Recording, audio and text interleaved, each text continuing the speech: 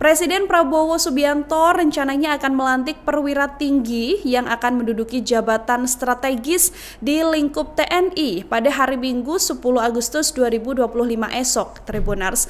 Pelantikan ini akan terlaksana dalam upacara gelar pasukan operasional dan kehormatan militer di Batu Jajar, Bandung, yang mana perwira tinggi yang dilantik ini termasuk 3 Panglima Komando Tempur TNI atau Komando Pasukan Khusus Kopassus TNI Angkatan Darat, kemudian Korps Marinir TNI Angkatan Laut, dan Komando Pasukan Gerak Cepat atau Kopasgat TNI Angkatan Udara. Selama ini 3 pasukan elit TNI ini dipimpin oleh perwira berpangkat 2 bintang atau danjen, begitu ya.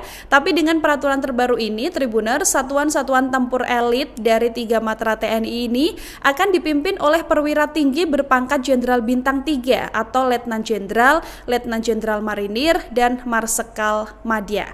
Peraturan ini adalah peraturan Presiden berdasarkan Perpres nomor 84 tahun 2025 tentang perubahan atas Perpres nomor 66 tahun 2019 mengenai susunan Organisasi Tentara Nasional Indonesia yang juga sudah diteken Presiden Prabowo Subianto pada 5 Agustus 2025.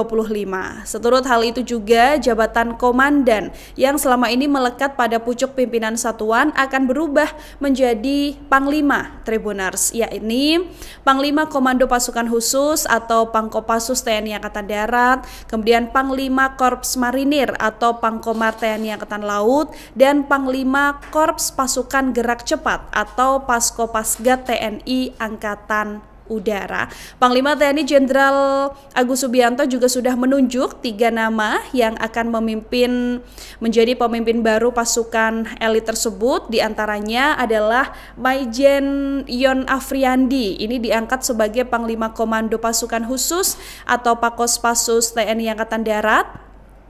Kemudian Maijen Endi Supardi akan diangkat sebagai Panglima Korps Marinir atau Pangkomar TNI Angkatan Laut, dan Marsda Deni Muiz ini akan diangkat sebagai Panglima Komando Pasukan Gerak Cepat atau Pangkopasgat TNI Angkatan Udara, Tribuners. Tidak hanya pengukuhan Panglima pasukan elit, tapi upacara gelar pasukan juga akan menjadi ajang peresmian dan pelantikan 6 komandan daerah militer atau kodam yang baru, Tribuners.